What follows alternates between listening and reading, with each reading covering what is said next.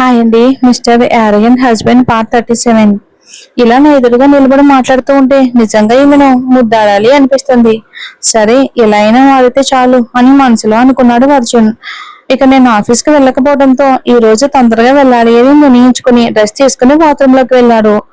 కిందకి వచ్చిన ఆరోహి ఇంకా ఇంట్లో ఎవరూ లేవలేదని చూసి ముందు ముగ్గు వేసి పూజ పూర్తి చేద్దాం అనుకుని బయటకు వెళ్లి ముగ్గు వేసి లోపలికి వచ్చి పూజ ముగించి వంటగదిలోకి వచ్చింది. అప్పుడే నిద్రలేచి కిందకి వచ్చిన నిత్య కూడా వంటగదిలోకి వచ్చింది. ఆమెను చూసిన ఆరోహికి ఒక్క క్షణం ఆశ్చర్యం వేసింది. సాధారణంగా ఉదయం 8 గంటలకైనా లేవని నిత్య ఈ రోజు మాత్రం 6 గంటలకే లేచి వంటగదిలోకి రావడం చూసి అయ్యో ఈ రోజేమైనా సూర్యుడు పడమటి నుంచి ఉదయించాడా ఏమో, ఇంత తొందరగా లేచి వంటగదిలో కూడా వచ్చేసిందా అని మనసులోనే అనుకుంది. కానీ ఆ మాటలు నోటి వరకు రాలేదు. ఆరోహి మనసులో ఏముందో తెలిసినట్టుగా నిత్య వెటకారంగా ఏంటి అలా చూస్తున్నావు, నా ముఖంపై ఏమైనా వింతగా ఉందా? ఓ, నీ మనసులో ఏం జరుగుతుందో నాకు తెలుసు. నువ్వు మాత్రం తెల్లవారుజామున లేచి అన్ని పనులు చేసి అత్తగారి దగ్గర మంచి పేరు తెచ్చుకోవాలి కదా, అందుకే ఇలా కరెంటు కొట్టిన కాకిలా నన్ను చూస్తున్నావు అంటూ ఆమె ముఖం వైపుకి చూసింది. ఇంకా అక్కడే నిలబడితే ఆమె నుంచి ఇంకెన్ని మాటలు వినాల్సి వస్తుందోనని అనుకున్నారు. ఏం మాట్లాడకుండా తన పనిలో పడిపోయింది. నేను ఆఫీస్కి వెళ్ళలేదు, ఈ రోజు మాత్రం తొందరగా వెళ్ళే అవకాశం ఉంది. ఆలస్యం అయితే ఆయన బయట భోజనం చేయరు అని అనుకుంటూ ఫాస్ట్ గా కూరగాయలు కోయటం స్టార్ట్ చేసింది. ఆరోహి అర్జున్లా ఒక్క మాట కూడా మాట్లాడకుండా ఇక నిశ్శబ్దంగా తన పని తను చేసుకుంటూ ఉండడాన్ని చూసి నిత్యకు మరింత కోపం వచ్చింది. నిన్న నీ భర్త చెవిలో నువ్వే ఏదో చెప్పి నన్ను తిట్టించావు కదా, ఇప్పుడు చూస్తాను ఈ నిత్య ఎవరు నీకు చూపిస్తాను, నాతో పెట్టుకుంటే ఏమవుతుందో అనుభవిస్తావు అని మనసులో అనుకుంది. వెంటనే వేడి నీళ్లు తాగడానికి ఒక పాత్రలో నీళ్లు పెట్టి బాగా మరిగించింది.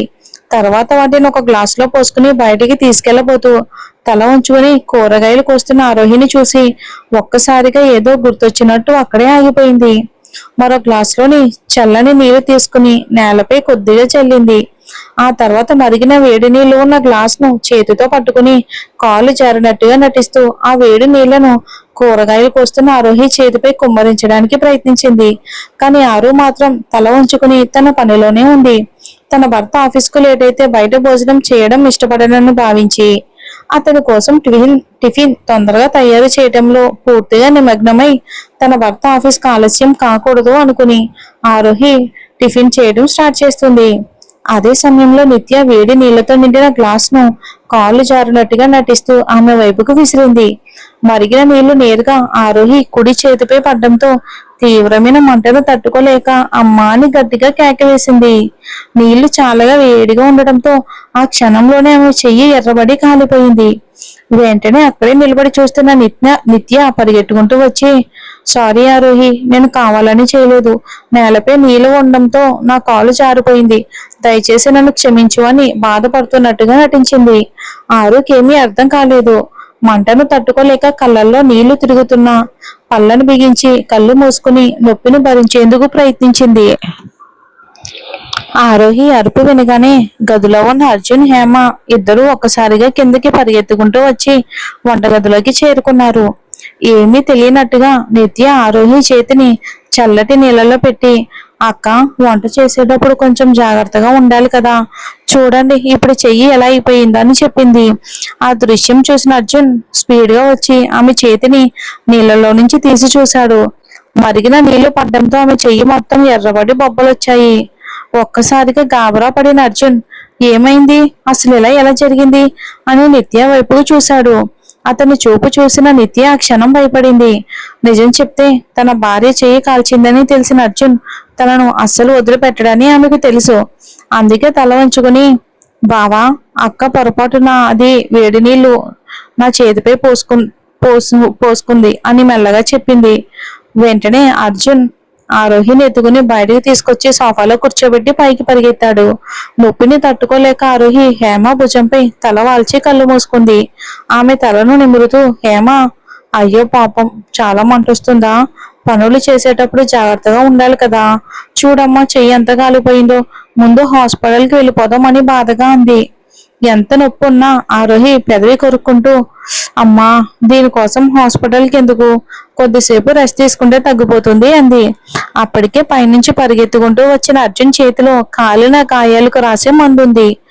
ఆమె ముందు మోకాలపై కూర్చుని ఆమె చేతిని ఎంతో జాగ్రత్తగా తన చేతుల్లోకి తీసుకుని మెల్లగా ఊదుతూ కాలిన చోట మందు రాయటం స్టార్ట్ చేశాడు. మంటను తట్టుకోలేక ఆరోహి ముఖం వంకరయింది. నొప్పితో హేమ భుజంపై తలవాల్చుకుంది.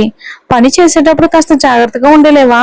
ఇలా చేతిపై వేడినీళ్లు పోసుకుని కాల్చుకున్నావు అని కోపంగా అన్న ఆమె బాధతో తల్లడిల్లుతూ ఉండడాన్ని చూసి అర్జున్ మనసు కూడా విలువెల్లాడింది. ఆమె అనుభవిస్తున్న ప్రతి నొప్పి తనకే తగులుతున్నట్టుగా అతను తల్లడిల్లిపోయాడు. అది గమనించిన ఆరు, నేను ఇలా బాధపడితే వీళ్ళు ఇంకా ఎక్కువగా బాధపడతారు అని అనుకుని కన్నీళ్లు తుడుచుకుంది. అత్తమ్మా, ఇప్పుడు అంత నొప్పి లేదు, నేను బాగానే ఉన్నాను, నేను వెళ్ళి టిఫిన్ చేస్తాను, ఈయనకి ఆఫీస్కి లేట్ అవుతుంది అంటూ లేవబోయింది. ఆమె మాటలు విన్న అర్జున్కు కోపం మరింత పెరిగింది. వెంటనే లేచి ఆమెను తన చేతుల్లోకి ఎత్తుకుని, అమ్మా, ఈ ఇంట్లో కోడలు ఒకతే కాదు, నేను ఇంట్లో ఉన్నా లేకపోయినా ఆరోహి చెయ్యి పూర్తిగా బాగయ్యే వరకు ఆమె వంటగదిలోని ఒక్క అడుగు కూడా పెట్టకూడదు, అది మీరే చూసుకోవాలి అని ఎవరన్నా ఏమైనా చెప్పే లోపే ఆమెను ఎత్తుకుని మెట్ల వైపుకు నడిచి వెళ్ళిపోయాడు. అతని మాటలు విన్న హేమ, ఆశ ఇద్దరు మోకాల్లో చిరునవ్వు మెరిసింది. హేమ నిత్య వైపుకు తిరిగి, వెళ్ళు నిత్య, వెళ్ళు, ఆరోహి చెయ్యి బాగయ్యే వరకు నువ్వు ఆశకు హెల్ప్ చేయాలి అని అంది. ఆశ కూడా, రా నిత్య, మన ఇద్దరం త్వరగా అందరికీ టిఫిన్ తయారు చేద్దామని చెప్పి వంటగదిలోకి వెళ్ళింది. ఇంకా సోఫాపై కూర్చున్న నిత్య మాత్రం లోపల మండిపోతూ వారిని చూస్తూ ఉండిపోయింది. ఈ ఇలా జరుగుతుంది అనుకుని నిత్య పరిస్థితి మాత్రం తానే తవ్వుకున్న గోతులో తానే పడిపోయినట్టుగా అయ్యింది. ఆరోహి అర్జున్లకు బుద్ధి చెప్పాలనుకుని చేసిన ప్రయత్నం చివరికి తనకే భారంగా మారింది. ఆరోహి చెయ్యి కాలిపోవడంతో లోపల సంతోషపడుతున్న నిత్యకు అర్జున్ మాట్లాడిన మాటలు విన్న తర్వాత అతనిపై మరింత కోపం వచ్చింది. నేను దాని చేతిపై వేడినీళ్లు పోసిన విషయం ఈ అడవి మృగానికి ఏమైనా తెలిసిపోయిందా? నా ముఖం చూసి అలా మాట్లాడాడేమో అనిపిస్తుంది. చీచి, అతనికి అది ఎలా తెలుస్తుందిలే, నేను కావాలని ఆమె చేతిపై నీళ్లు పోసానని ఆరోహి కూడా చెప్పే అవకాశమే లేదు. గదికి తీసుకొచ్చిన అర్జున్ ఆమెను మంచంపై కూర్చోబెట్టి ఇక మందు తీసుకురావటానికి అల్మారా దగ్గరికి వెళ్ళాడు.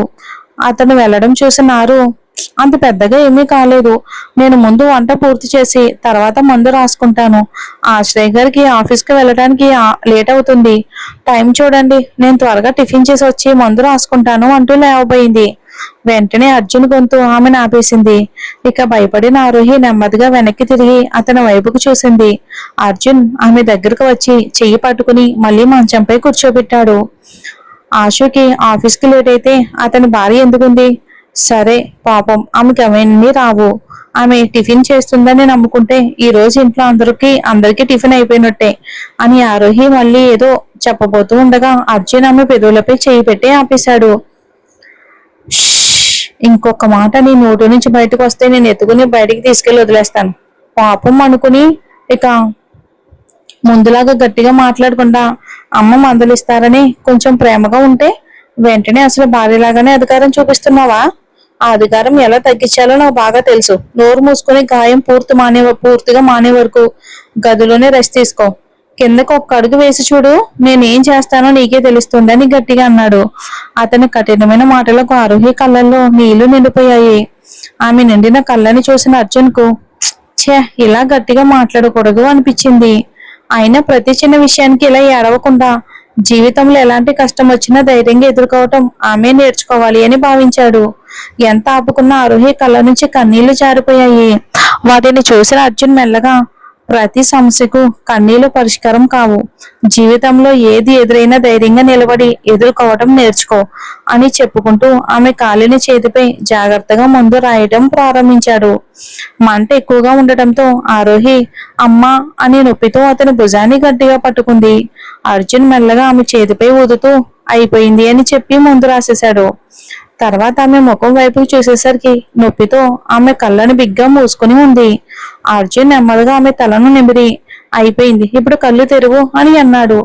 ఆరోహి మెల్లగా కళ్ళు తెరిచింది. నొప్పితో ఆమె కళ్ళన్నీ కన్నీళ్లతో నిండిపోయాయి.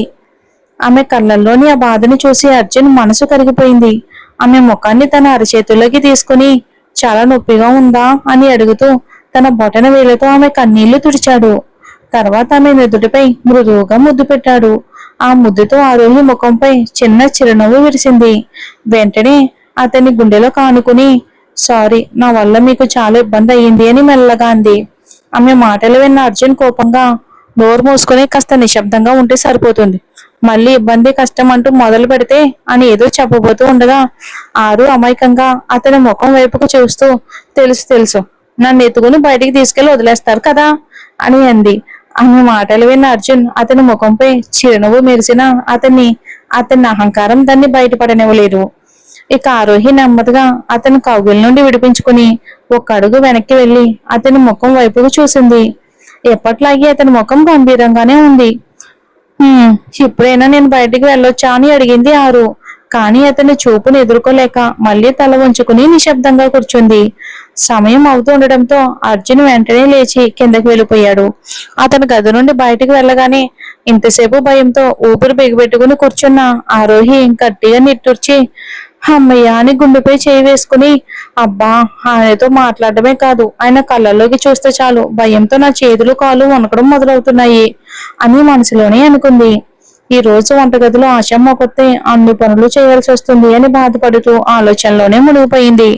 అంతలోనే అర్జున్ టిఫిన్ ప్లేట్ పట్టుకుని గదిలోకి వచ్చాడు. ఆమె పక్కనే కూర్చుని కుడి చేయి కాలిపోవటంతో తనే టిఫిన్ అన్ని ముద్ద చేసి ఆమె నోటి దగ్గర తీసుకొచ్చాడు ప్రేమగా. నేనే తింటాను అని చెప్పబోయినా మళ్ళీ ఏదైనా అంటాడేమోనని భయపడి మాట బయటికి రాలేదు. ఇక సైలెంట్ గా అతను పెట్టిన ప్రతి ముద్దను తింది. పూర్తిగా టిఫిన్ తినిపించి ముందుకు వచ్చి, ఇప్పుడు పడుకుని రెస్ట్ తీసుకొని అన్నాడు. ఆరోహి తల వంచుకుని, నాకు ఇంత త్వరగా నిద్ర రాదు అని అంది. ఆమె మాట వినదని అర్థం చేసుకున్న అర్జున్ ప్లేట్ ను టేబుల్ పై పెట్టి మంచంపై పడుకున్నాడు.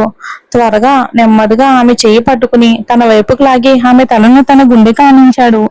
ఒక్కసారిగా అతని ఆ స్పర్శతో ఆరోహికి ఒళ్ళంతా ఏదోలా అనిపించింది. ఏం చేస్తున్నారు, నన్ను వదలండి అంటూ తప్పించుకోవాలని ప్రయత్నించింది. కానీ అతను కౌగిలి మరింత బిగిసింది. ఇప్పుడు ఆయన వదిలేలా లేరు. ఆయన నిద్రపోయాక లేచి వెళ్దామని అనుకుని గుండెలపై తలవాల్చింది. కానీ మందు ప్రభావంతో కొద్ది క్షణాల్లోనే ఆమె గాఢ నిద్రలోకి జారుకుంది. ఆమె శ్వాసను బట్టి ఆమె నిద్రపోయిందని అర్థం చేసుకున్న అర్జున్ చిరునవ్వు నవ్వి ఆమె నుదుటిపై మృదువుగా ముద్దు పెట్టి జాగ్రత్తగా ఆమె తలను దిండుపై ఉంచి బెడ్షీట్ కప్పాడు. తర్వాత తను రెడీ అయి కిందకి దిగాడు. ఆరోహి చెయ్యి కాలిన కారణంగా ఈ రోజు కూడా ఆఫీస్కు వెళ్ళకూడదని అనిపించిన ఆశ్రయ్ ఒక్కడే అన్ని పనులు చూసుకోలేడని భావించి రెడీ అయ్యి కిందకి వచ్చాడు. ఇక టిఫిన్ కూడా తినకుండా బయలుదేరబోతూ ఉండగా హేమ అతన్ని ఆపేసింది. అతను వద్దన్న వినకుండా డైనింగ్ టేబుల్ దగ్గరకు తీసుకెళ్లి టిఫిన్ వడ్డించి తినిపించింది.